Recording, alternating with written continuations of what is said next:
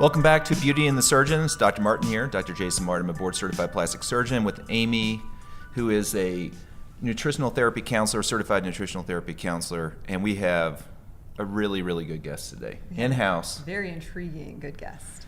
Dr. Adam Lowenstein. He's also a board-certified plastic surgeon, which I don't know how much that gets you, but these days I'm proud of that. You're proud of that too. I'm proud of it. Yeah, Yes. he has a practice like mine. He's actually from Santa Barbara, and he is now expanding his practice into a really, really interesting new component or a new facet of plastic surgery, which is headache surgery. He's the owner and creator of headachesurgery.com and Migraine Surgery Specialty Centers. He's also, you can be followed on Instagram and YouTube and other things like that, is Migraine Surgeon. So welcome, man. Thanks for coming in. I'm real happy to be here.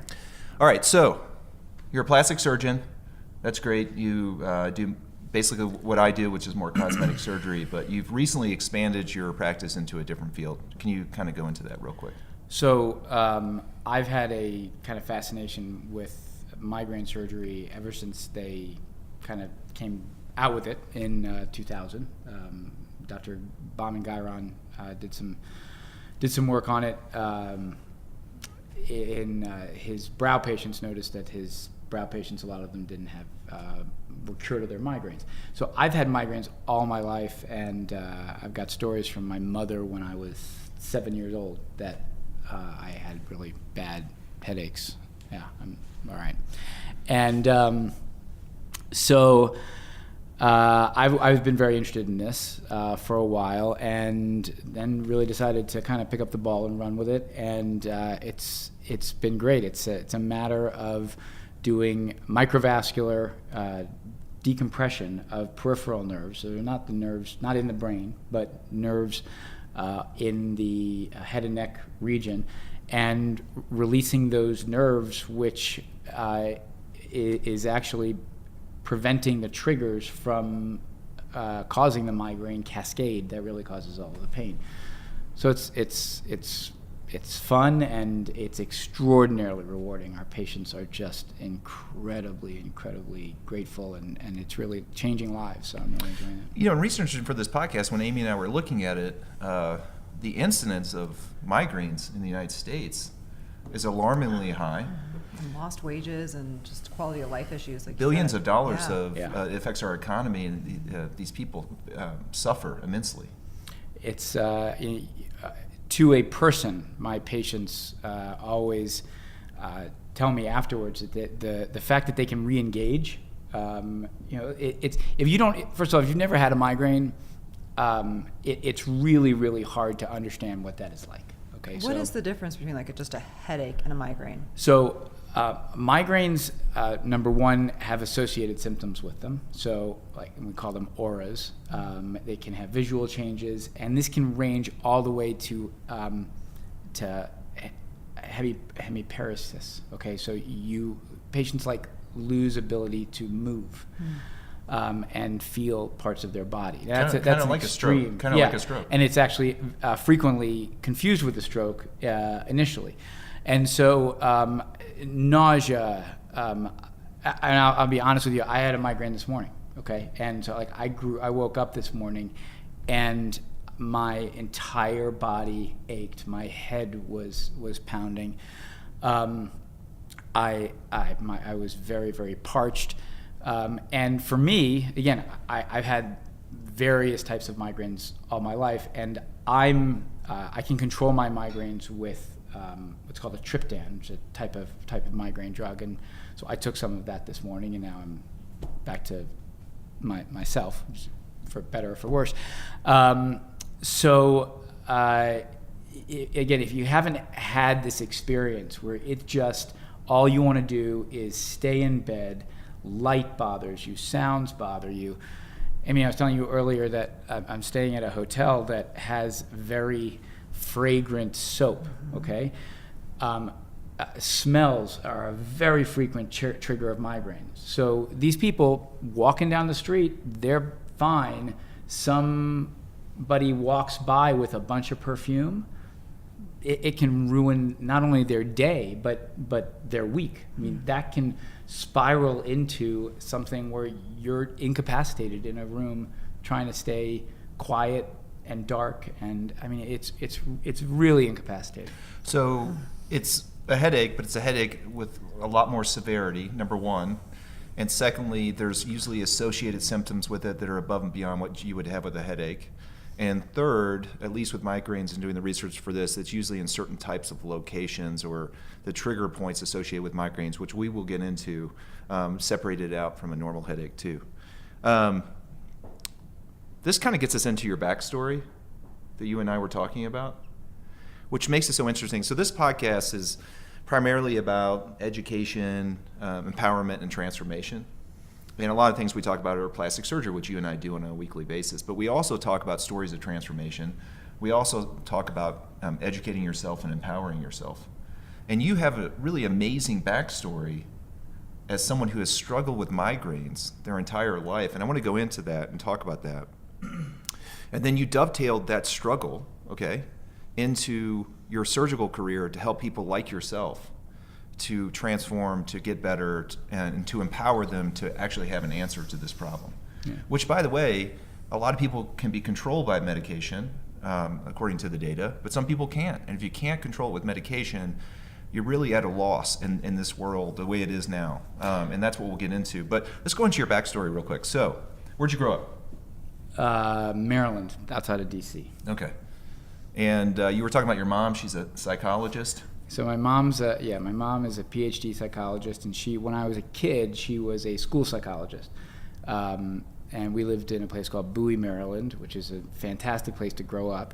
But she got her PhD at the University of Maryland. And I'm not sure which part of this backstory you want, but the story that I tell frequently is I watched her write her thesis, which happened to be on only children of single parents, which is me, right? So basically, she wrote her thesis on being a single mom. Yeah, her life. It was her psychology thesis. Yeah. So, and I joke around that I would come home from school and all the other kids were watching TV and doing all this kind of thing. I was taking a Rorschach test.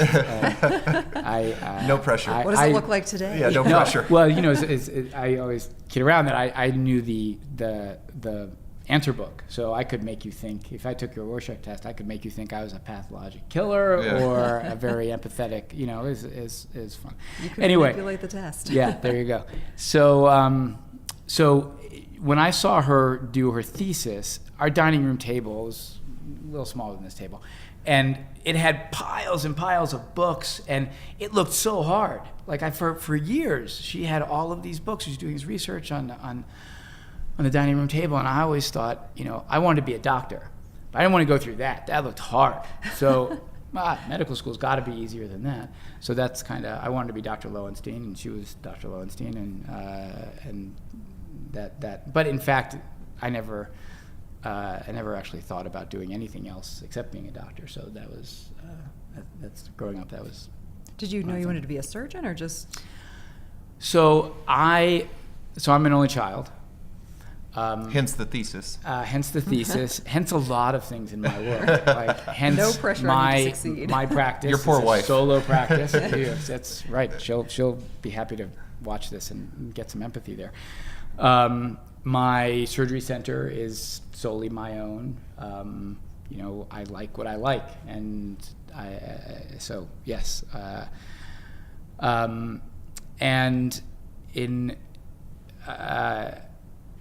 You said in high school that you were very intelligent. You finished early, and I didn't say I was very intelligent. Oh, okay. No. Well, I got it from your story. Okay, that you finished a year early. You make your in own high school. assumptions. Yeah. That's fine. All right, we'll say that you were kind of smart. You finished a year early. You only had one. It sounds like one credit left, and then you actually went to the children's hospital near you, and actually did research in trauma. Yeah. Was it trauma? Pediatric trauma. Yeah. Right. So, in answer to your previous question, I'm an immediacy guy. Like I don't my email is empty, right? I don't have any pending stuff, right? And so I'm not really good at taking care of blood pressure, giving you a medication. You come back in a couple of weeks and we'll see if it worked. I want to fix things at the time. So that's kind of how it I had an affinity for surgery. But when I was in high school, I had an opportunity to get some extra credit outside of school just because I had to do something the rest of the day, aside from taking my English class, which was the only thing I had to do in my senior year. And so I found this internship with a guy named Marty Eichelberger, and he was the trauma surgeon at Children's in DC. And so I started working with him, and we got some papers published with my name on them before I left high school, and I got to go into the OR with him, and I was just fascinated with all of that stuff. And so That probably hurt you with medical school that you got a paper published in high school. yeah, Right? that was And you didn't always with your spend time admission. in the ER or in the OR. And there's not many applicants that are getting papers published when they're in high school. I guess it didn't hurt. It didn't hurt at all. Yeah. So you were motivated from the beginning. Your mom was a great motivator for you also to see Influence, what she, yes, influence. great Yeah, influence. to what she had done in her life as a single mom and risen above and. As aside from the fact that she raised me alone. Which Yeah, is, exactly. But then deal. she became very successful in her own right as a psychologist She is, yeah. in the DC area. Then you went to college, and we'll skip over the undergrad years because we all have stories from that usually aren't related to medical school or surgery. From undergrad, you went to medical school. Where'd you go to medical school? Chapel Hill, North Carolina. So Tar Heel. Dean Smith was the coach then, is that correct? Dean Smith was the coach then. Okay. And as you all know, tonight is the biggest sporting event of the year in the country. Right? Which is Duke, Carolina, Right, which Duke. I would argue is not the biggest sporting event. Secondly, this is a podcast that comes out at a certain time. Okay, well, I'm just saying. So we're not trying to date it. Yeah, all right. Whenever this podcast comes out, we did it right then. It's Okay, live. Fair enough. Okay. All right, sorry. So you went to UNC, went to medical school, and when we were talking, it's just you have such an intriguing story. You basically stated, and if you could go into this, that you started having headaches around 8 years old. Is that correct?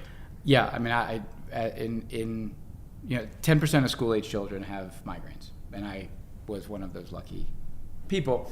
And I don't really remember so much, except I do remember that back in the day there was Anacin, right? Which I don't know if that exists anymore or not, but I used to take a world of Anacin, which is aspirin, to the point that I became allergic to it. Right? So I think allergic to it as in you're in the emergency room with EpiPens and your throat closing off. So I used to take a lot of aspirin as a kid. But it doesn't, the issue with migraines, a lot of times these over-the-counter remedies, they don't work. And so, we'll get to this in a little while, but I had a migraine. For me, one of the triggers is stress, right? And so we both went through general surgery residency, which is stressful. I would say that on a level of 1 to 10, it's probably about a 35. There you go, of right? stress. So I went through my general surgery residency with about an 8 out of 10 headache. Right, so I want to make this real clear. So you went through medical school and general surgery, which medical school is very difficult, very stressful. We all had stress during that time. It's pretty extreme in terms of what they require you to do. And then general surgery doubles down on that. And then it's in some ways malignant, and it's the word we use, which means they don't treat you very nice. It's like the Army. And during that whole time, you were struggling with migraines? Right. And to the point that nothing I couldn't take aspirin anymore because I was allergic, but Tylenol, Advil, nothing helps, right? So that's one of the issues with migraine. You have to take certain medications which may or may not help, and but over-the-counter stuff tends not to. So, Which kind of makes sense. I mean, over-the-counter anti-inflammatories like that they're working with your prostaglandins receptors. That if it's not an issue of inflammation that's triggering a migraine, then it would make sense why that wouldn't really be effective treatment.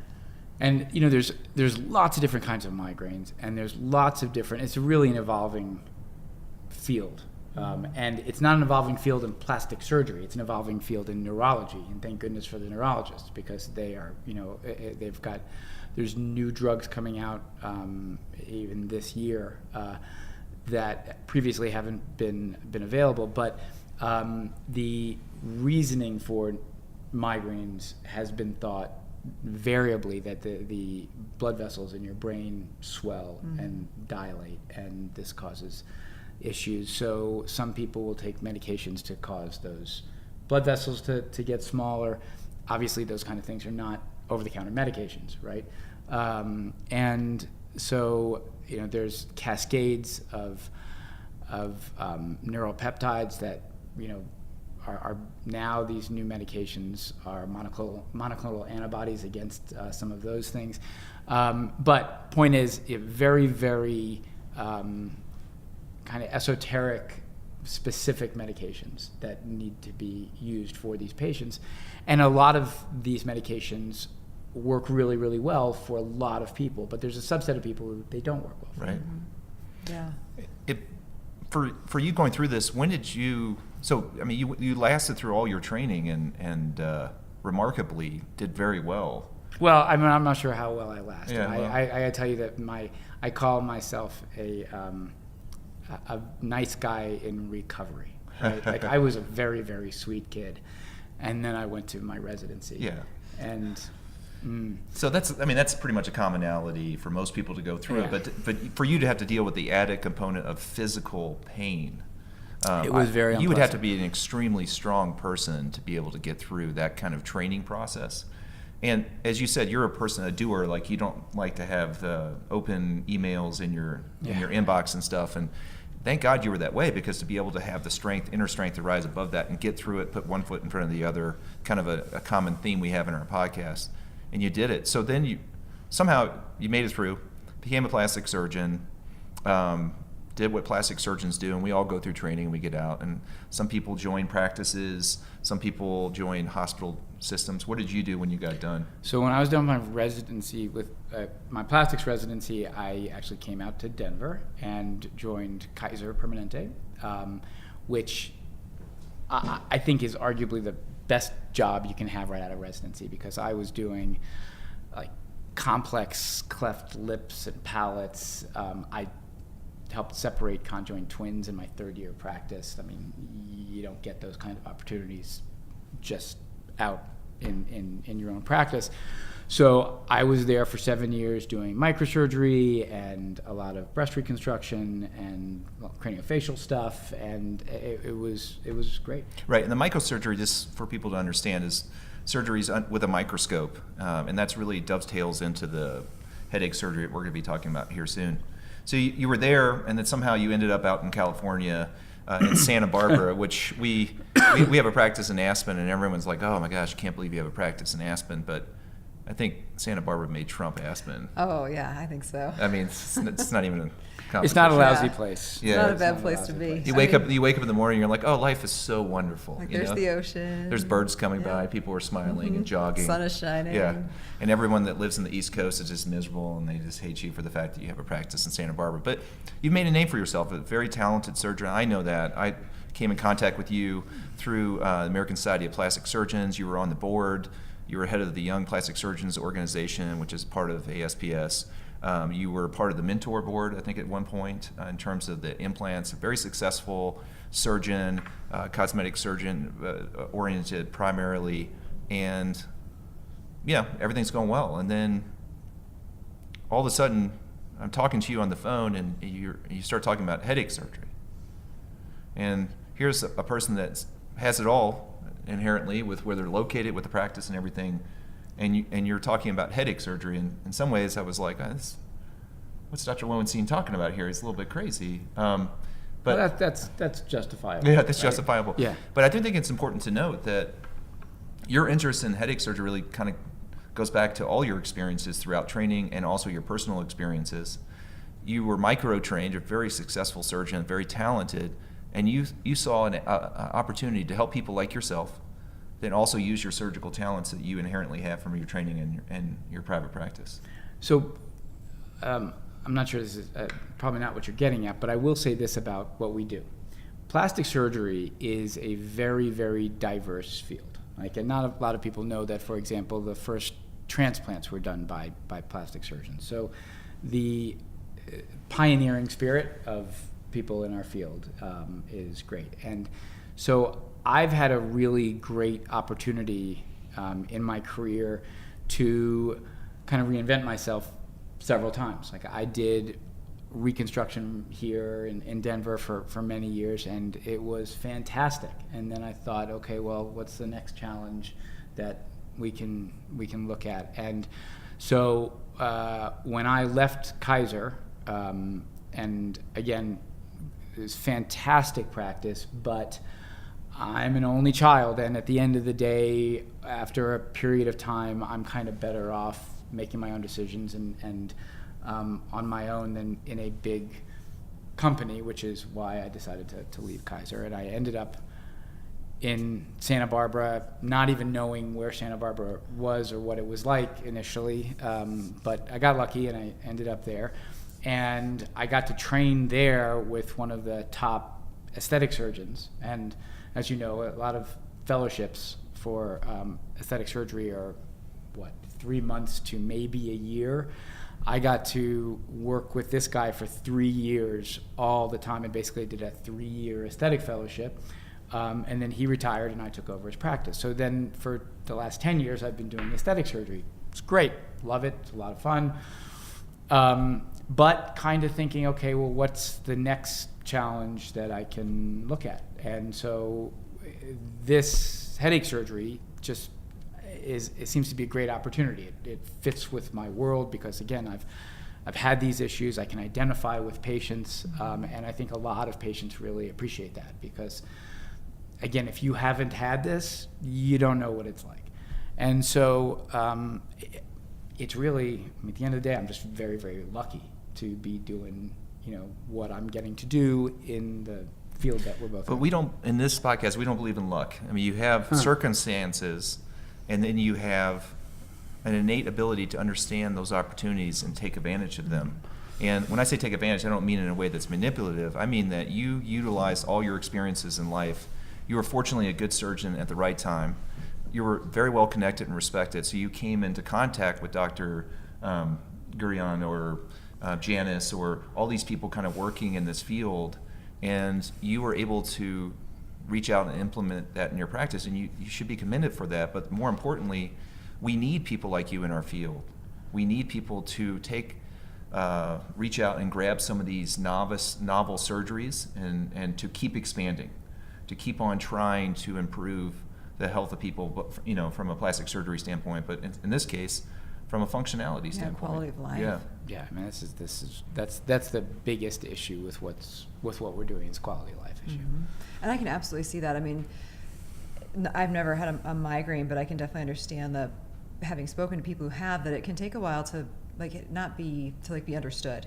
That there's so many symptoms that can add to it, and it can kind of they get so deep in their treatment or in their lack of treatment that people stop believing them. They think their symptoms are fake. So going to someone who's experienced those symptoms and knows that they're not faking it, they're not, making these up.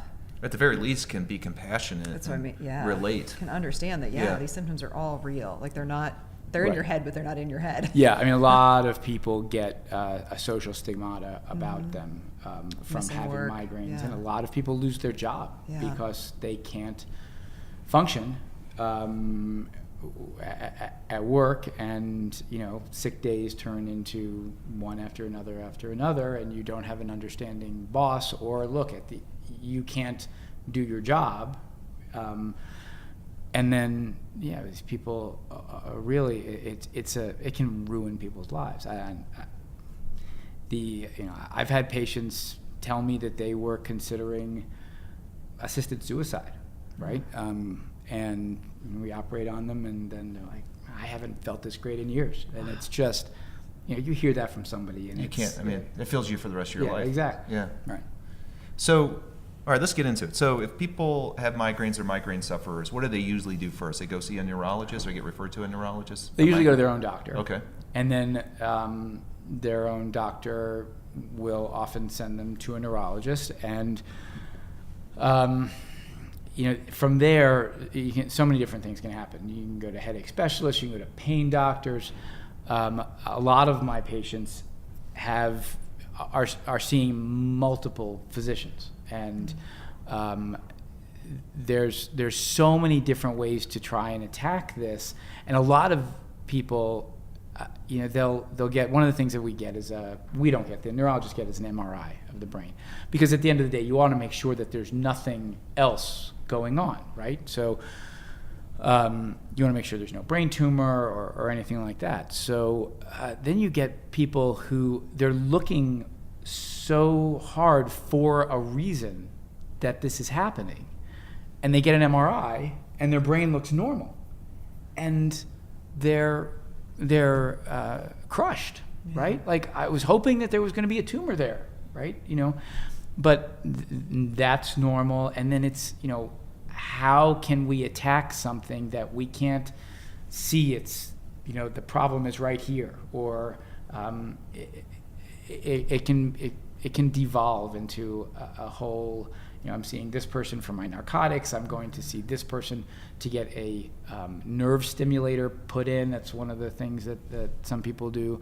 I'm going to see this other doctor for meditation issues. A lot of these things are successful. Like, a lot of people will do, there's something called a daith piercing. You know what that is? Yes. Right? Yep. And so a lot of people will get a daith piercing, and it helps them with their headache, which is awesome. I didn't know there was a right? correlation there. Yeah. So, people say to me, should I go get this piercing?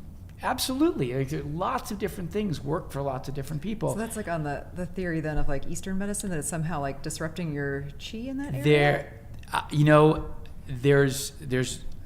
There hasn't been any studies.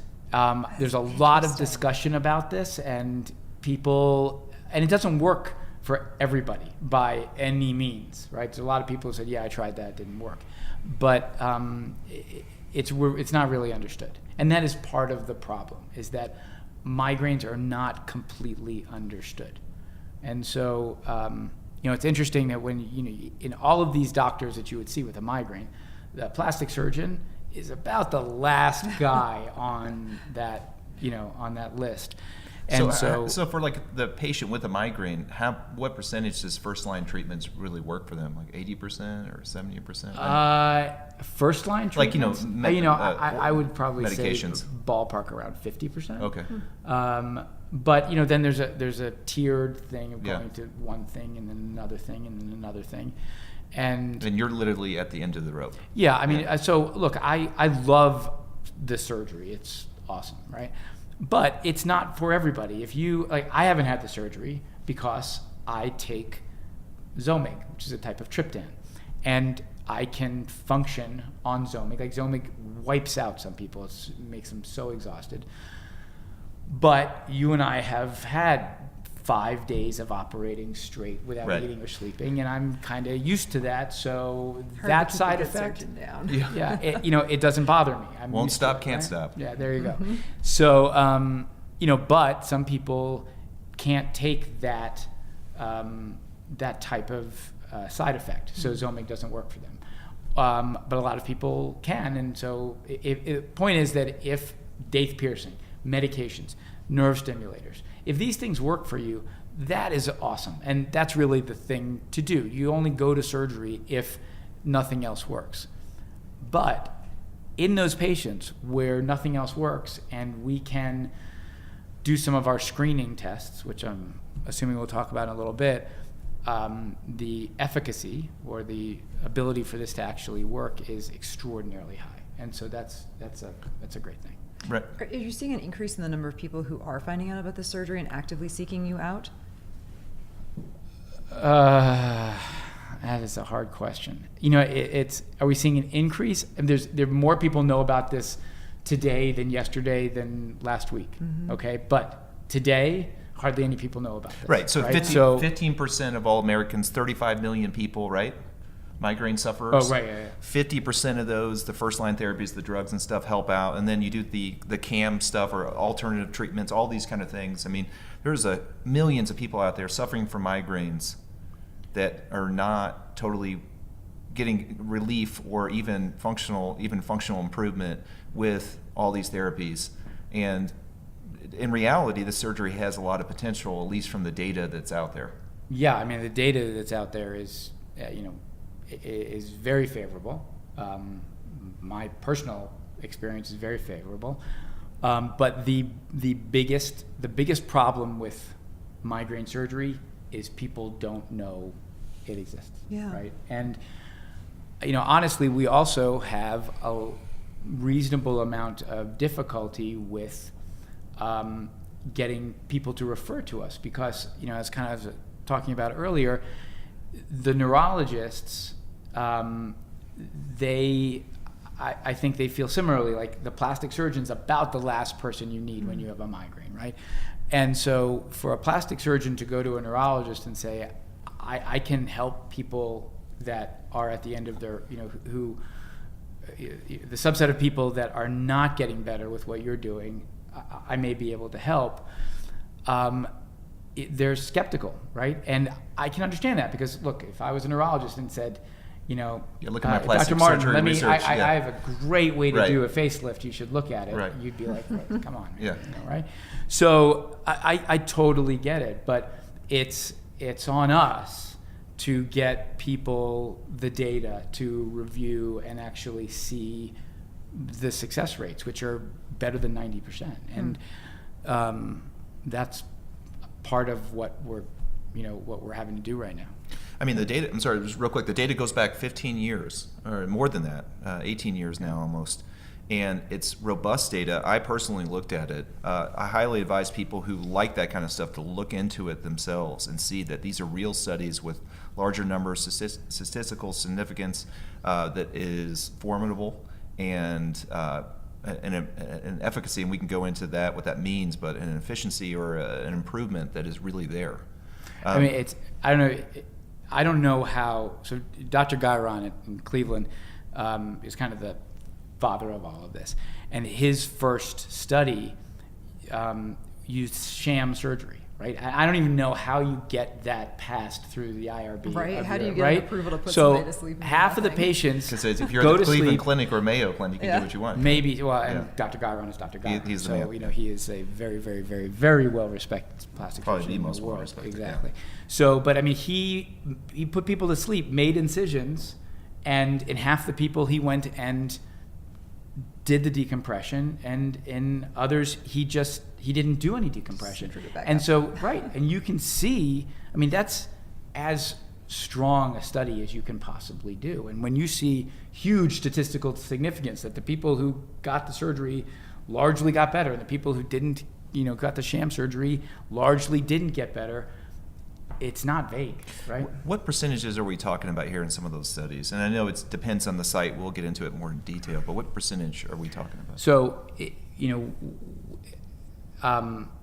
when we talk about improvement, we're looking at, there's a subset of patients who never get another migraine, okay? And that can be variably in the high 30s to low 40%.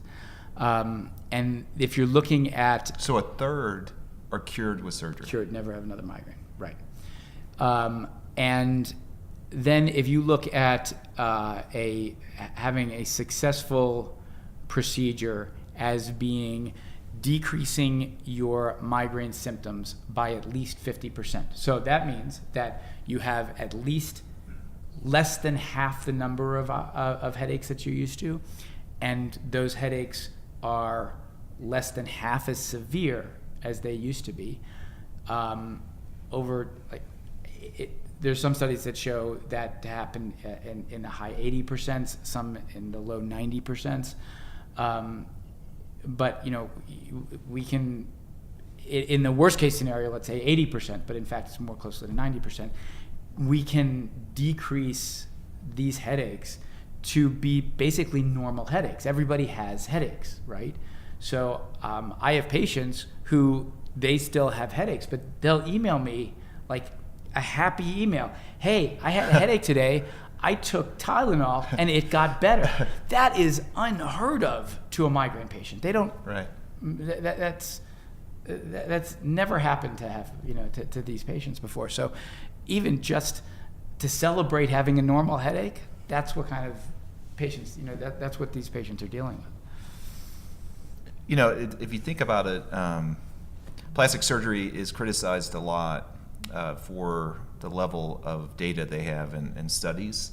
And these are one of the situations where we actually did a pretty good job. I mean, I'm saying that from my professional opinion. Other people may differ with me, but that's what I thought was remarkable when I was researching for this podcast. Yeah, there's a lot of data. They're looking at 5 and 10 year data, right, and it's all favorable. Yeah. Right? So, but I do want to say this one thing. There are people who have the surgery that it doesn't work. Right. Okay, Non-responders. those people, right? There are non-responders out there, and so would you think? I mean, and that's going to happen with any surgery. No surgery has 100% success in most cases. Right. But do you think some of those people have etiologies that really have not been deduced, and it's even more complicated than we think, or is that? Well, I think there's a lot of error? There's a lot of different possible reasons. Yeah. I mean, there could be I've seen some redo operations of other surgeons that maybe didn't release the entire nerve adequately. I think that some people may have gotten this operation and not necessarily been great candidates, right? I have a particular way that I diagnose as to whether or not the patient's a candidate, and for me that's worked consistently. But there are always going to be mistakes or in that diagnostic kind of situation. For example, and we can talk about this in a little bit, but we do a local block to see whether somebody's headache gets better, whether or not that nerve is something that we can work with. And I guess there's certain people could get a nerve block and get better, but it kind of be serendipitous rather than an actual anatomic issue, and those people then get an operation, but this wasn't the problem in the first place. So I mean, I think just like any surgery, there's going to be lots of different reasons that a small subset of those people are not helped. Yeah. But we are fortunate in the fact that the people who are not helped by this are a very small subset. Right, and I would say less than 10%. To have a surgery that, I mean, I know that I'm generalizing here, that has a 90% success rate is pretty darn good. And if I was going to implement a different surgery in my practice, I would be okay with a 90% success rate, being open to the patient themselves. All right, so we're a patient. We have severe headaches. We have migraines. We go through all the treatments beforehand. Excuse me. That's right. And we get referred to Dr. Lowenstein, who, by the way, is in Southern California.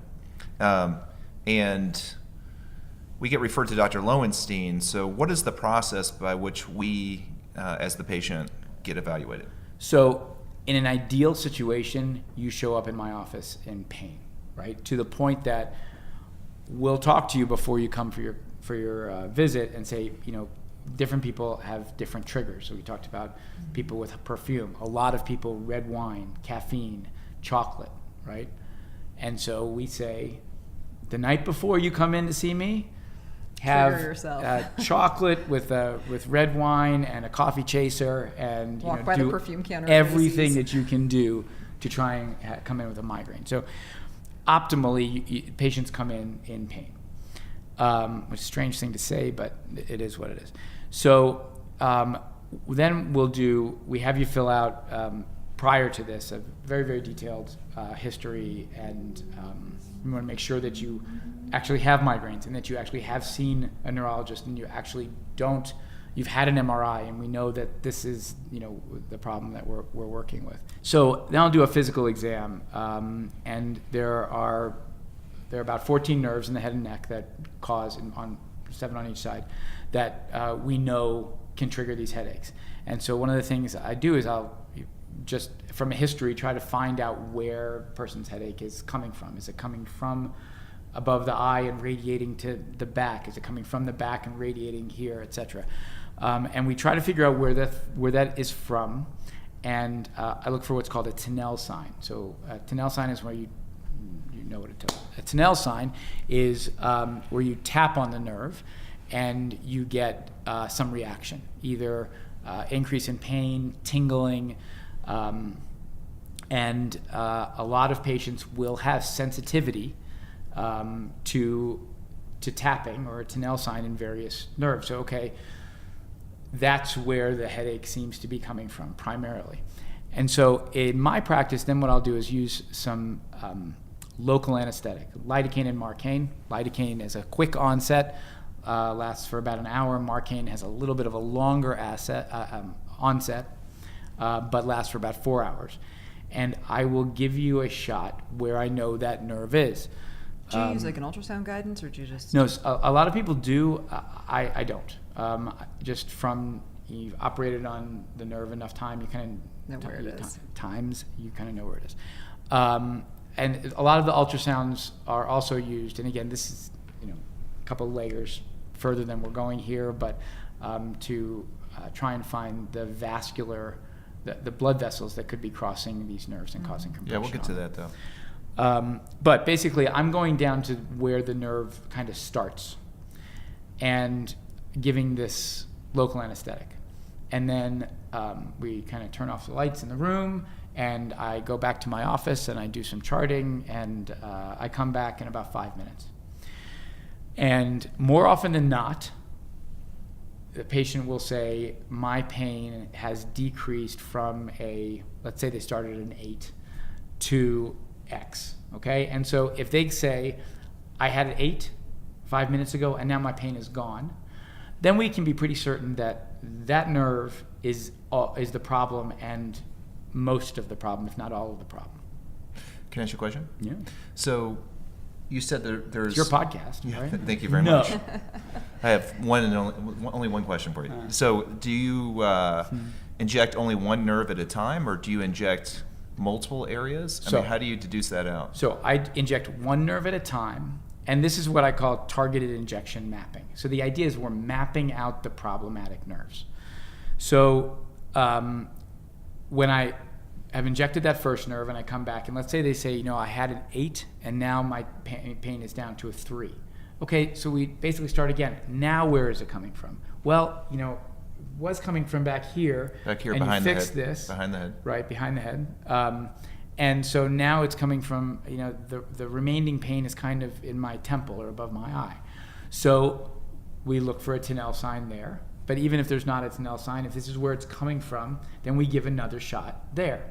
I leave the office, go do some charting, come back in 5 minutes. Now what's your pain?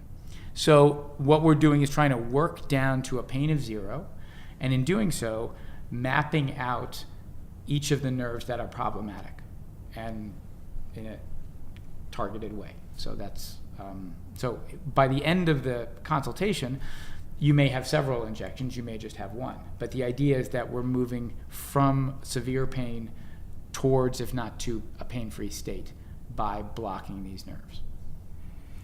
You're localizing the areas. Also in some of these studies, like Preempt, where the neurologists do Botox, you can Botox the areas. Can you explain, and in some of these studies they actually use Botox as the localizing agent. Right. So explain the difference between lidocaine and Botox in that So situation. lidocaine literally blocks the nerve. Okay, it works directly on the nerve to prevent any signals from going through that nerve or back to the brain. Botox, we know Botox has some effects on the actual nerve itself, but the majority of the effects of Botox are on the muscles surrounding the nerve. And I guess we should track back and say that what we're trying to fix is nerve compression. So what we found is that compression or chronic irritation of these nerves are what are causing or triggering the migraine headache, okay? So what we're trying to do in the end point is take these compressed, tight areas around these nerves and releasing them so the nerve can be in a relaxed situation without these compressions causing this chronic irritation, causing the migraines. So by using a nerve blocker like the lidocaine or Marcaine, we're actually preventing any signal from that irritation further out to get back to the brain to cause the pain. So even if it's still compressed by muscles, the nerve can't relay those distress signals back to the brain. Botox works by relaxing those muscles that are causing the compression. And so ideally, let's talk about the nerves in the brow. So you have the supraorbital and supratrochlear nerves. And this is when people get aesthetic Botox. What we're doing is putting Botox in what's called the corrugator muscle, which causes the wrinkles and the glabella, the 11s that people say when they're frowning. And these nerves go through that muscle. So Botox often will prevent headaches in patients who have these muscles causing this compression, which is causing the migraines. So some people, instead of doing this with lidocaine, will give Botox and then assess over a period of time, because as we know, Botox it takes about 4 or 5 days to take effect. The issue that I've found with Botox is because you are adding volume to the muscle, which is already compressing the nerve, things get worse before they get better. Not always, but really sometimes. Interesting, because people sometimes, especially people who haven't had Botox before, will complain of headaches after their first Botox injection. Because that volume that you're putting in there is causing more irritation. And that's tough for the patient, because I came to the surgeon to get better. And he made me worse, right? And so, for the first week, it was a lot of phone calls, right? But a lot of those patients, after that period of time, will then find that their headaches are improved, because as the Botox takes effect, there's less compression, less irritation, less of that distress signal going back. However, Botox, again, works on muscle, but it doesn't work on blood vessels or bones or fascia, which is connective tissue. And a lot of times there are these other non-muscular things that are causing the compression. So if Botox doesn't work, it doesn't necessarily mean the surgery won't work. Does that make sense? Yes. Yeah, totally. Absolutely. But if the lidocaine right, doesn't work, that's a better prognostic thing in my world, that, okay, even if we block the nerve, right, the headache's not change. getting worse, right?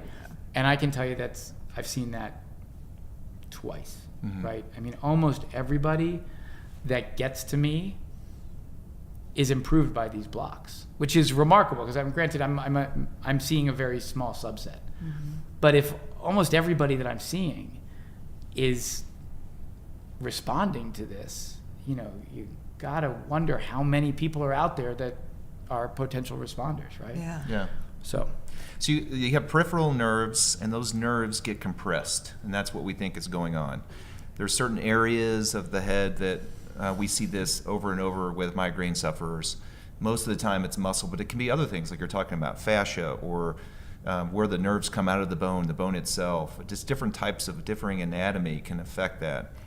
They come in, you use the lidocaine to numb the nerve, and if they get resolution of symptoms or an improvement, then you have a good idea that something around this nerve is irritating it. If I can go in there and release it and give it some freedom, it won't be so angry and send back painful stimuli to the brain, which then relates to this chronic problem called migraines. yeah, I guess we're done. Okay. We just did the whole thing. That's right. Yeah. Exactly. So I just want to add one thing, and it's really interesting. Science, you come on things sometimes just accidentally, and the way this all came about was that in the old days we used to do, some people still do it, but endoscopic brow lifts, where you would go in with small holes up in the hair area, and you would take out the muscles between the eyebrows, the corrugator and procerus, the ones that cause the 11s. You would actually physically remove them. And what they saw after, in a small subset of those patients who were migraine sufferers, that they didn't have migraines in that area anymore. And luckily we had intelligent physicians, surgeons, who said, well, maybe there's something around these muscles, or this muscle itself is causing something to lead to these migraine symptoms. Yes, I agree that luckily we have intelligent people, but don't point at me. That was Dr. Guyron who really noticed that.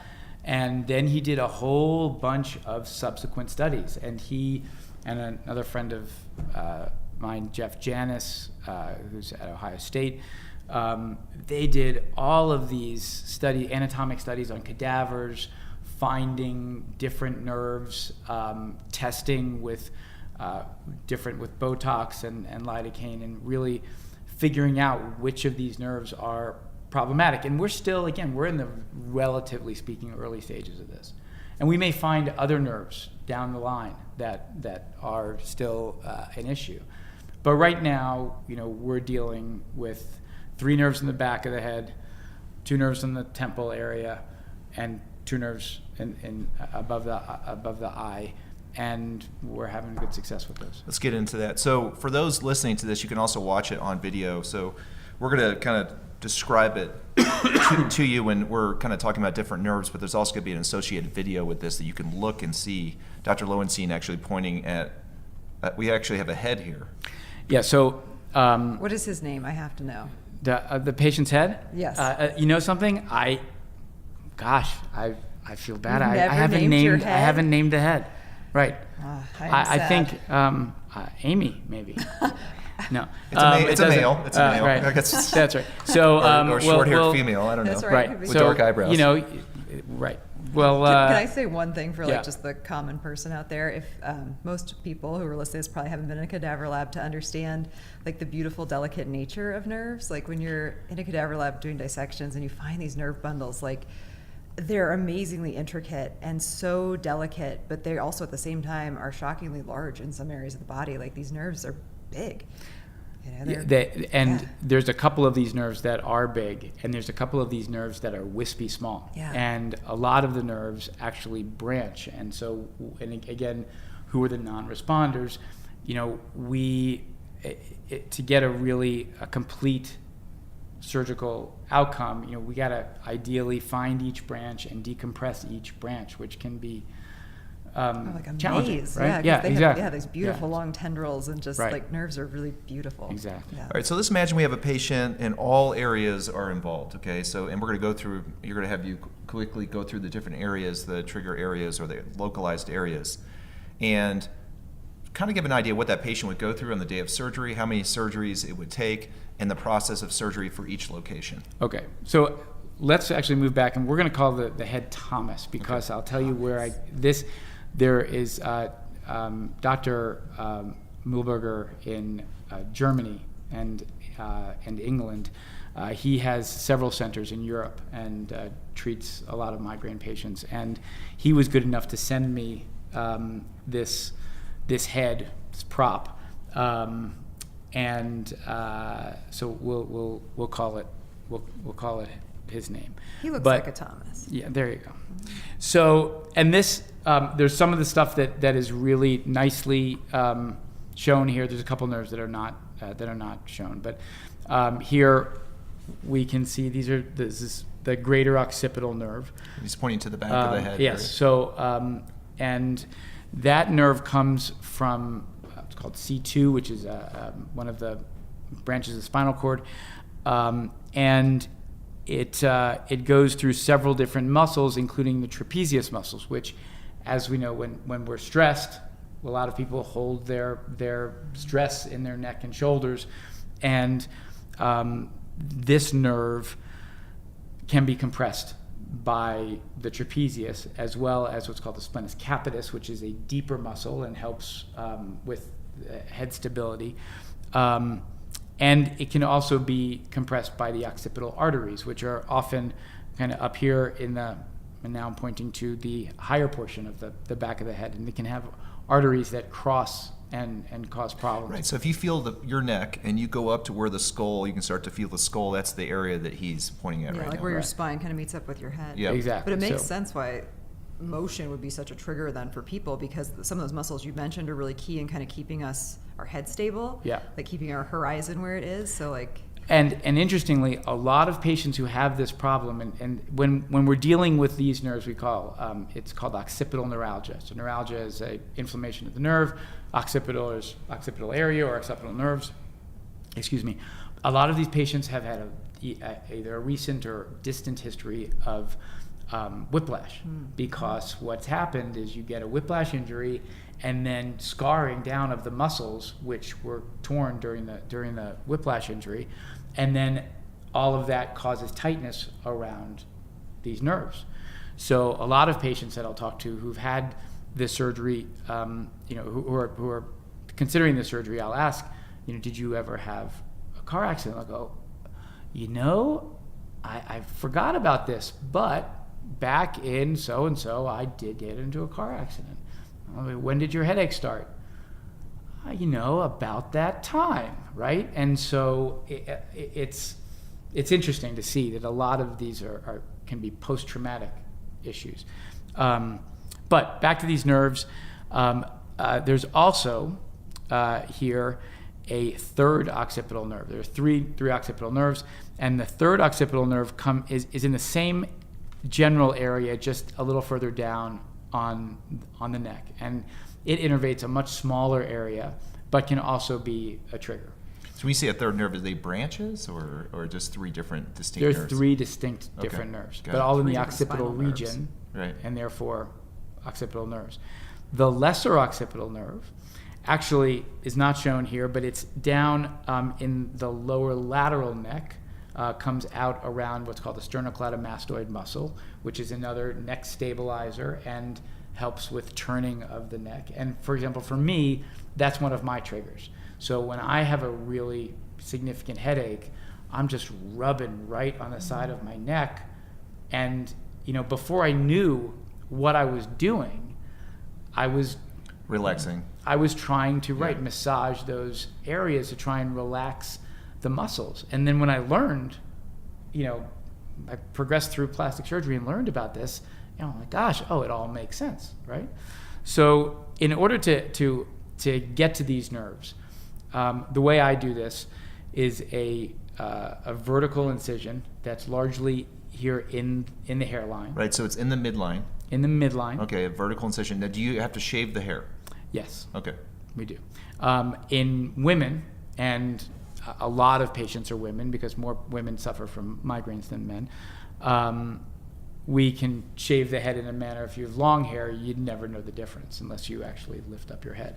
Some patients go with it and show up to my office with a partially shaved head and a totally new hairstyle. But yes, we do have to shave around the incision, and then I go down through the fascia of the midline down to the muscle layers, and then dissect to one or the other side, and without going too detailed, too granular, find the nerve, and then we trace the nerve from its deepest point to its most superficial point in what we call the subcutaneous tissue, or the fatty area just below the skin, because these are all sensory nerves.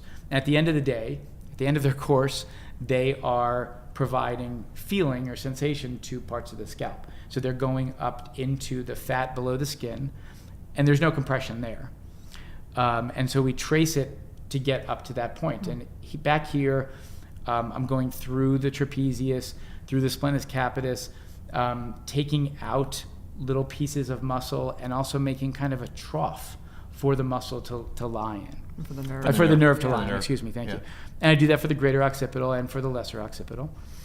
And then before we close, we take a flap, so a little kind of piece of fat that is just below the skin, and put it along the nerve to, again, prevent further scar tissue or compression from happening. So we kind of pad the nerve with a piece of fat. Phospholipid cushion. There you go, right?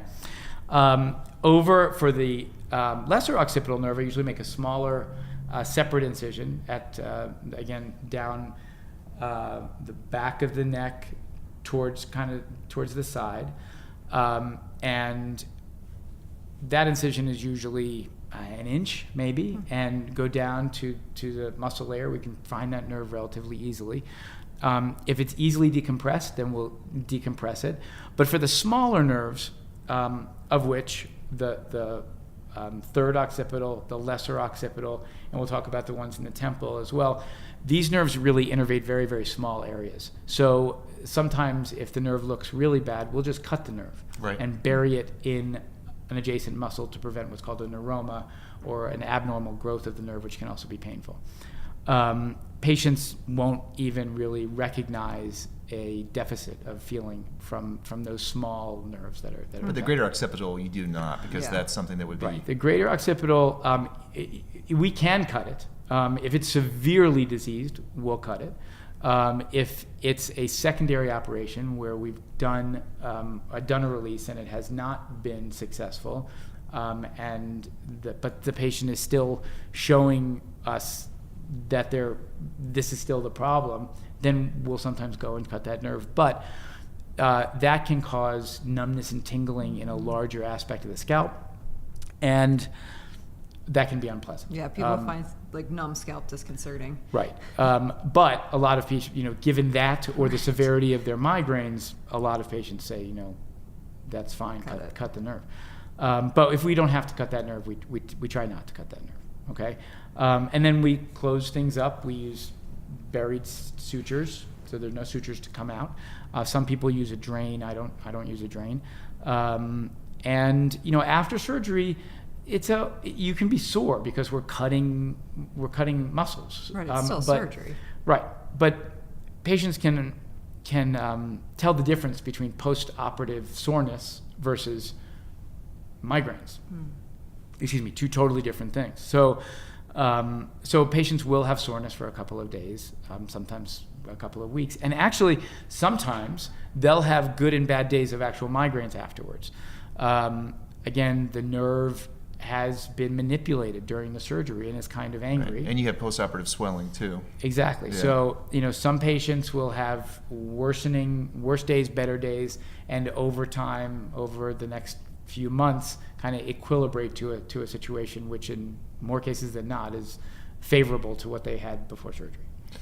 So in the occipital area, you make a small vertical incision in the midline. That's in the hair-bearing area. So once that heals, you're not going to see that. Right. You have small little incisions on the back of the neck, a little bit to the side, if necessary. If you have short hair, you could see them, but they tend to heal very well. And those go away. Yeah. How long does that specific procedure take, just for the back of the head?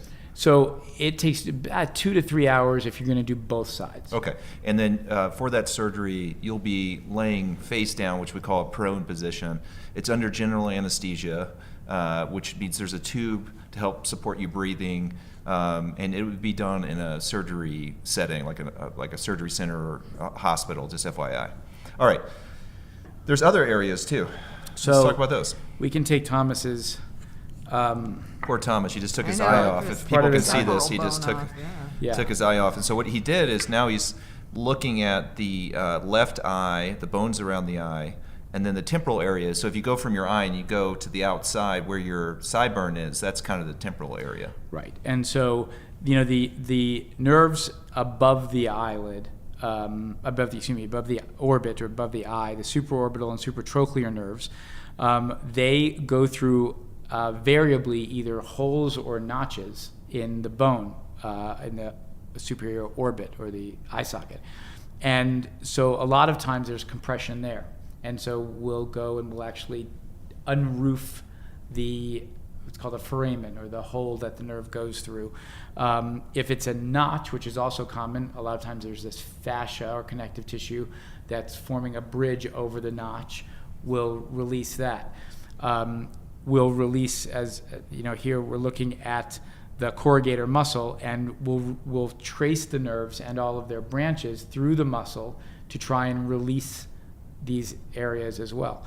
A lot of times there's blood vessels associated with these bundles will ligate or disrupt, cut those blood vessels, so they're not a problem.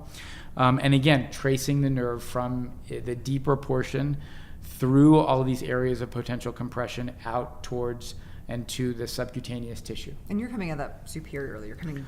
No, so there's two ways to do this. So there's the this endoscopic way, which is the way Dr. Guyron originally described it, and then there's it's called the transpalpebral or upper eyelid approach. So it's just real quick. It's the same incision or the same scar you would have if you went in and did your eyelids for cosmetic reasons. So Correct. It's in the crease of the upper eyelid. And a lot of some patients they'll say, okay, well let's Let's get my eyelids done. Let's get my too, migraines right? and my upper eyelids taken care of. Right. So this is it's an aesthetic scar, right? You're gonna end up with basically a very, very, very fine transition or a white line in the upper lid, in the fold of the lid, where people just don't see things, right? So that's a very, very well tolerated incision. And then, lateral to your eye, you have crow's feet. Right, which means to the outside of your eye. Right, Everybody knows you. the crow's feet. And so in here you can see this is the zygomaticotemporal nerve, which if you feel this bone on the side of your eye and then you push towards your ear, you'll see there's a little divot, there's a little depression there. And that's where the zygomaticotemporal nerve is. Right, and if you've always seen the classic thing when people have headaches, they're kind of rubbing their temples. Right. They're literally rubbing right in there. Right in the that nerve, nerve. trying to release that, and they don't even know that they're doing this, right? But so we can use those crow's feet incision, this upper lid incision, and have it go into the crow's feet to access that nerve. Cat eye eyeliner. There you go. Stretch that out. Right, so we already used that incision from a cosmetic standpoint, so it's well known to heal well and not be a problem. Very rare. I mean, I use the same incision when I'm doing mid-face lifts. Yeah. And so, which was interesting to me because when I learned how to do all of this surgery, like, oh yeah, I know that nerve, you'll know, is right next to the sentinel vein, right? I mean, you know exactly. You've seen. I've been looking at this nerve for years, right? But now we're doing a similar operation for a different reason. So so that nerve will either decompress through the temporal muscles, or sometimes that nerve will just get cut. Because again, the distribution for sensation for that nerve, the Very zygomatic small. temporal, is small, and you can cut that. Exactly. Whereas the supratrochlear or the supraorbital, which again is above in your eyebrow area, you don't usually cut those because those are a little bit more. Right, you try not to cut that. But as you know, whenever we do a brow lift or talk about doing these kinds of things, one of the risks we talk about patients is that we have that nerve cut, right? And fortunately, knock through wood here, never happened to me. But one of the risk factors is that you would have a numb forehead, and we certainly want to avoid that. So those nerves, when we're identifying the nerves and actually tracing them out through the muscles, the only really way they get cut is if we're doing it intentionally, right? Because we're going in to look at the nerves, right? So there's part of this is a little bit funny because in plastic surgery we spend so much time not cutting nerves. Right, we're trying to avoid. I mean, that's like the Yeah. main complication with most cosmetic procedures. Yeah, you actually cut the nerve. Right, but we also we spend a lot of time avoiding the area of the nerve. Exactly. Here we're actually looking at the nerve and going in. And so when you're looking at the nerve, it's hard to cut it unless you're trying, right? So anyway, that's. One question I have on this, just real quick, and Dr. Guyron, in one of his discussions on his technique, talks about taking the fat from the inside portion of the upper eyelid and putting it like you did in the neck, doing the same thing. And I do that. Okay, for around the supratrochlear and supraorbital nerve in the eyebrow area. Yes, and that's exactly right. So we do take some fat from the medial compartment and use it as a little flap there again to provide a little pillow for the nerve so it doesn't not subjected to. Right. So there's a common theme here. We're going in. We, as a profession, are going in and releasing the compressing areas around these nerves, and then what we're doing is wrapping those nerves in soft tissue or fat, which allows for it to create a buffer, so you don't have this when it starts to heal and scar down. You don't have this scar effect around the nerve. Compresses it down, and you're running into the same effect. Remember, Dr. Lowenstein talked about whiplash. That's from scar tissue going down and compressing that nerve. It's the same thing in effect if you go in there and actually do surgery. And using fat grafting is really common in plastic surgery in terms of softening areas and decreasing tension on things. So fat has a positive component, and also stem cells, supposedly. Jury's still out on that. But okay, so you've done the around the eye, zygomatic temporal, which is the temporal area going near your sideburn. And then here, there's an auricular temporal, which is a nerve that is kind of just in front of the ear. And there's a blood vessel that is often the culprit there. And so that's where sometimes we'll use ultrasound to find the area where those things cross. We can actually trace out the blood vessel and at the same time look for a Tinel sign. And where we see the Tinel sign at the blood vessel, that's where oftentimes that nerve is getting compressed. And that nerve is the easiest to get to. We can just make a little incision right, it's usually within the hairline, and dissect right down, and there it is. And, ligate the blood vessel, do a little, again, excuse me, releasing of the nerve in that area, or in a worst case scenario, cutting it, because again, it's really just innervating a relatively small area. We've seen that's a very common area, again, between the temporal headaches that you were discussing and people kind of massaging those areas. That's probably the easiest approach to get to that particular nerve. Is there any other areas on the front of the face that you would address? So we have 3 areas so far. We have the base of the skull in the back, right where your neck meets your skull. We have above the eyebrow, or in the eyebrow area, the upper eyelid. We have the temporal area where your sideburns are. Is there any other areas? And then there's the nose. So Okay. a lot of people will have nerves, variable compression in the nose from turbinates, which are part of. They're outcroppings that They're like the humidifier. humidify the air Yeah, that goes to your nose. exactly. We've talked about actually on a rhinoplasty podcast, We so you talked should about definitely check that turbinates out. already. Beauty and the Surgeon. There you go. And sometimes your septal deviation, which you can. Right. So that's the Yeah. central portion of your nose. The that can tin be pole bent. of the nose, yeah. And so you can get compression there. So that is the other approach that we do to disrupt those areas of compression. So you'll either do a septoplasty, where you're decompressing and straightening the septum, or excuse me, a turbinectomy, where you actually take out the turbinate. But to be honest with you, what I usually do for those patients is I will send them to an ENT surgeon. I was just going to ask if you work in conjunction with right, ENTs for because that. I've done those surgeries. I do those surgeries, but these are not aesthetic things. These are functional things, and will a lot of times incorporate several different. People who work in the nose do a lot of nose. Yeah, we've talked work, about it before. I mean, their primary job is nasal airways Exactly. and sinuses, so it doesn't make sense that you wouldn't send it to them, especially for someone who needs a functional improvement. Exactly. It has nothing to do with aesthetics. So there's 4 different areas. So when you're talking about the face, or these areas that we've talked about in the face, you do that with the patient lying on their back, which we call supine. Again, it's general anesthesia. Is that correct? Unless we're just doing a small cut down on the Yeah. auricular temporal, but yes, it's Okay. general anesthesia. And then, And no twitching allowed during this kind Yeah. of surgery. No, You this want is right. somebody out.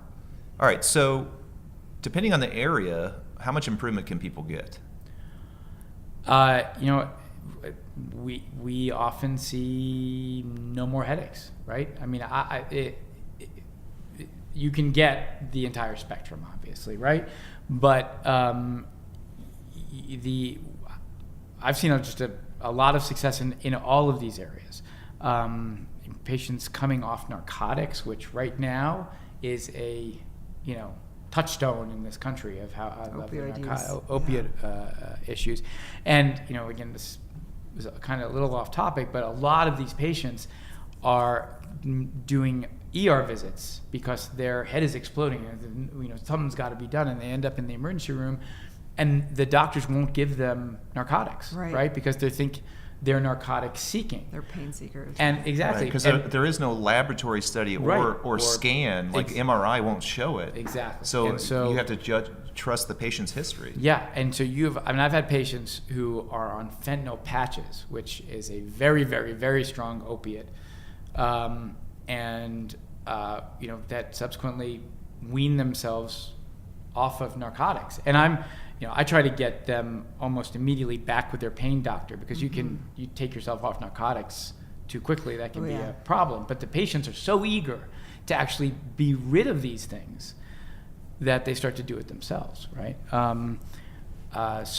Just great success with decreasing medication, getting people back to work, getting people back with their families.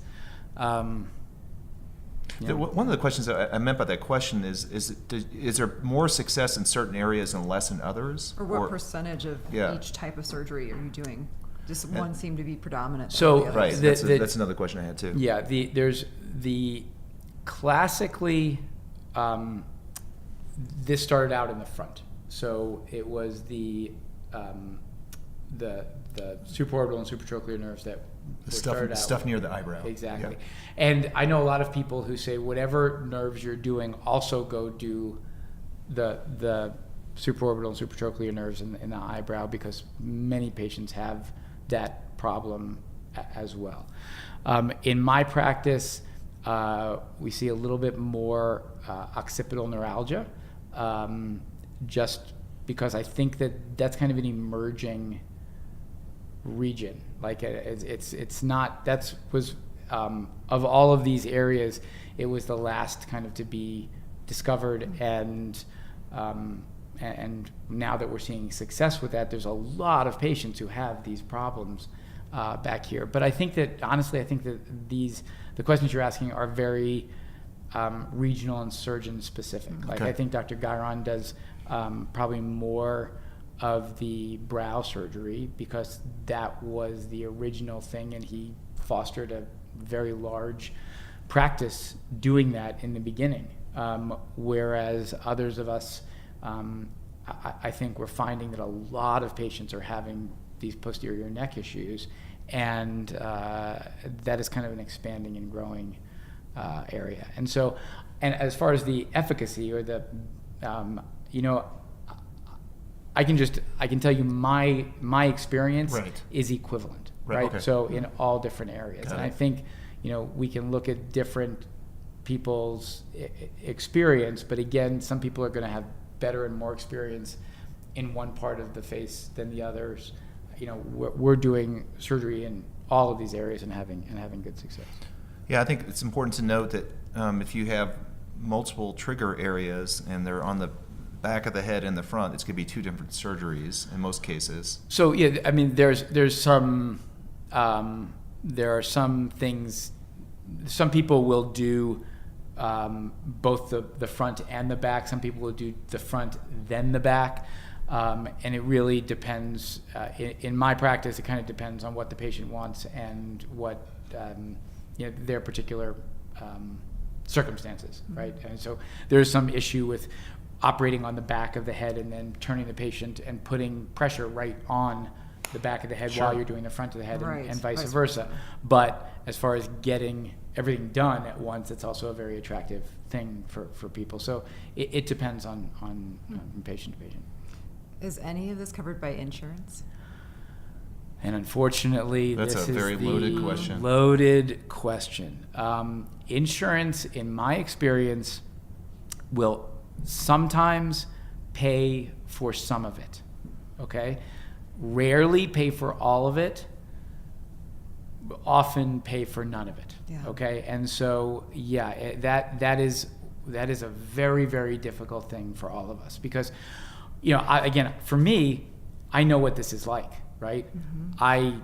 I want to operate on everybody, right? But at the same time, I want to keep my doors open, right? So, we certainly do everything we can to help with people with financing or, whatever we can.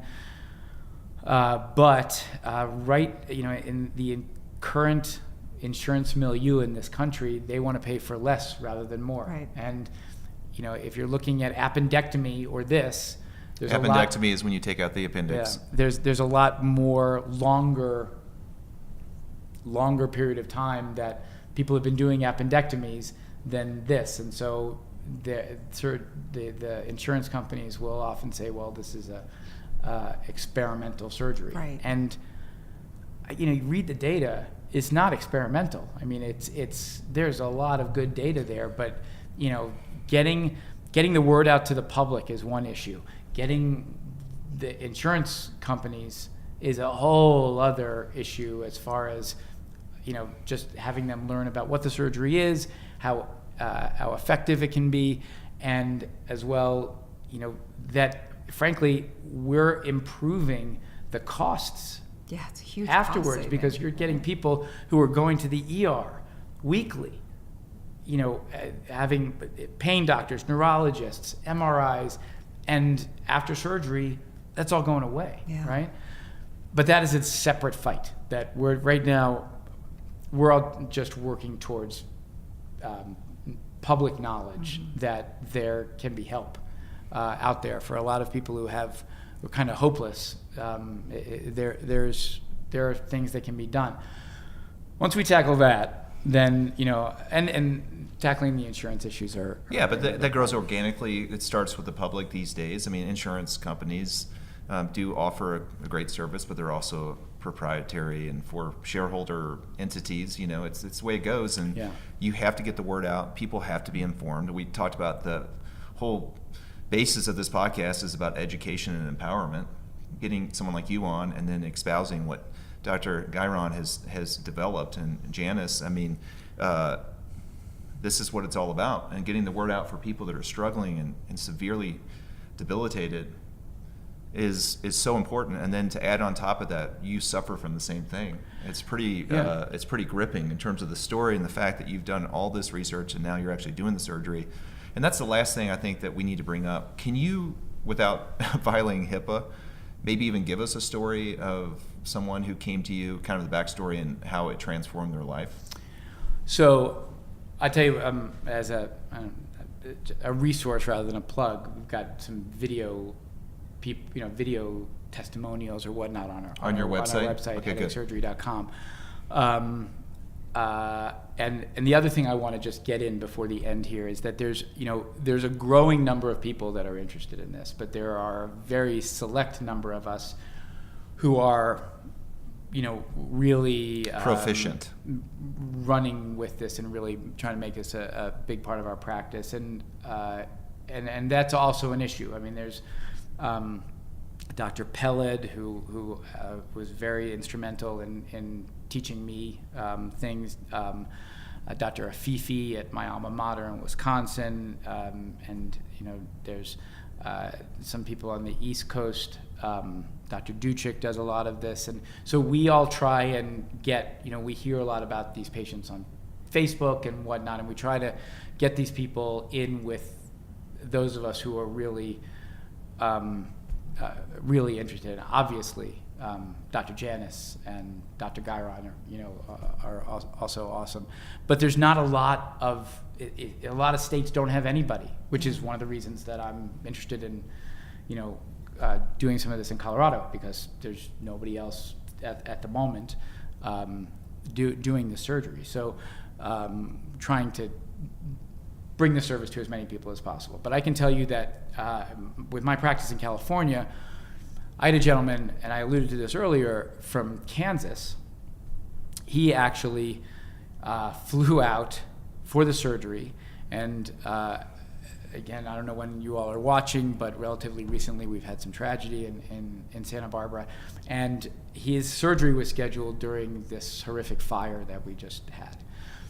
He had to go home because I had to cancel the surgery because my office was in a evacuation zone, and I'm a very conservative guy, and it was likely not going to be an issue, but I didn't want to be halfway through the surgery and have the police knocking at the door saying you have to go. Firefighter trying to roll you out.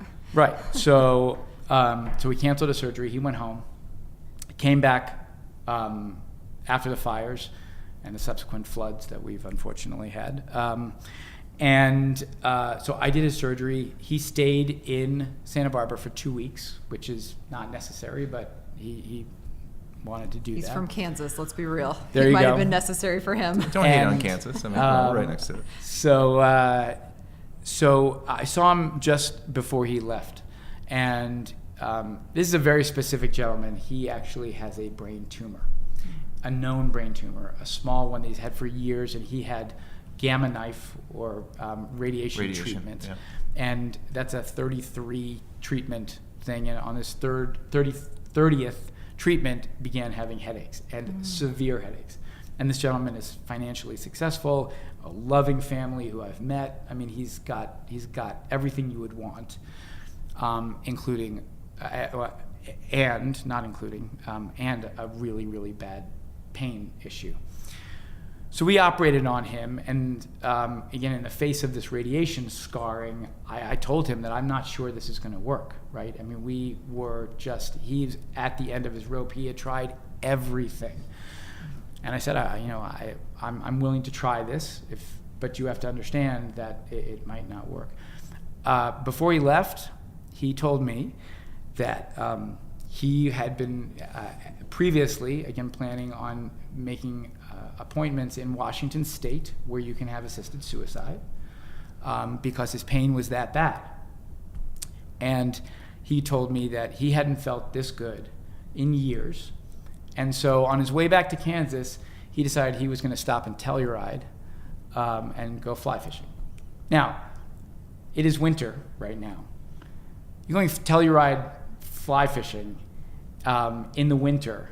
You're tolerating some baseline pain right there in your legs. And, this guy felt so good that was, that was what he was planning and looking forward to doing. And that was just an amazing story. And, again, I just feel real thankful that I get to change people's lives in that kind of fashion. But story after story about, I used to not go to my daughter's softball games, and now I travel all over the country with her. Single parents who, you got to imagine what it's like to be a parent of a small child and trying to lock yourself in a room, quiet and dark, just because you don't know what else to do. You still have a child who's got to be attended to and fostered and all of that kind of stuff, So just getting patients out interacting with their family and friends again, and it's fantastic. Yeah, that's awesome. I mean, I'm completely envious of the fact that you get to help people that much. But I think it's so important, though, that people actually know that this exists. I mean, that's so key. Yeah, in a small way, this podcast and the associated video is going to be helpful. But I just think that starting the discussion with people, and those people there at their wits' end, that they may not be a candidate. That's the most important thing that Dr. Lowenstein said, is he's a board-certified plastic surgeon, very ethical. You need to go to people that know what they're doing. He was talking around it. You need to go to people that are specializing in this surgery. But as long as you go to someone who's knowledgeable and ethical and board certified, you should go and seek out information and advice. Make sure that you've had your full neurology workup, you've been treated, and go see if maybe you might be a candidate for one of these procedures. Absolutely. The downside is not massive. It's scars and some things like that, maybe some numbness in areas. But the upside could be completely transformative. Getting your life back. And you could be fly fishing in Telluride. In there 2 you go. weeks. There's nothing more pretty than Telluride, Oh, by my the way. goodness. Oh, yeah. Yeah. Winter or summer. That's true. It's gorgeous any time of year. All right, so let's go through your Instagram handle real quick. Yep. How can patients find you? So headachesurgery.com is our website. And frankly, my whole thing on that website is education. So, I mean, I can't say this for sure, but I think it's the most comprehensive headache surgery website that is out there. And I'm not a social media maven, but let's see, I think I'm Migraine Surgeon on Instagram. There you go. I was kind of testing you. I just want you to know that. Migraine Surgeon on Instagram. There you go. Yeah. So, and then we're on Facebook. I think it's under Migraine Surgeon. And then also you have a YouTube channel too. Right. Yeah. I think it's also Migraine Surgeon. But all your social media links are on your website. Yeah. So. Yeah, exactly. That's the best way to do it, right? Okay. Because, yes. And then for us, our social media links at Jason Martin, MD. If you have interest in plastic surgery, please visit ours, or actually just visit Dr. Lowenstein's in terms of the cosmetic stuff. If you liked this podcast, please rate it or rank it. And review us. And share it with your us, friends. and then also share it with friends, especially on a topic like this where people may not know. So if you know someone who's suffering from migraines, share this podcast. Let them listen to Dr. Lowenstein, a true expert in this surgery, talking. And I'm sure if that person has questions or you have questions, you can email Dr. Lowenstein. And he's like us. He'll respond back to you directly. Yeah, So. absolutely. We do a lot of, Facebook has these forums of headache groups, and a lot of them are closed. And you have to kind of ask to be in them. But we do a lot of just answering questions, and I do occasionally some video question Q&A kind of things, and really educating the public that this is an option is this primary interest of all of us that are really doing this surgery. Well, thank you for doing it. And I would be remiss if we didn't thank the head. Thank you, Thomas. Yes. Thank you, Thomas. Thank you very much. Are you going to put his eye back on there? Yeah. Okay, that's good. I was feeling a little nervous about that exposed surgical site for so long. Dr. Lowenstein, thank you for coming in. Also, Dr. Lowenstein is expanding into the Colorado area, so you can feel free to call our office and get more information on that. That's right. Thank you, Dr. Lowenstein. Thank you. Thanks for having me. Thank you. Pleasure, always.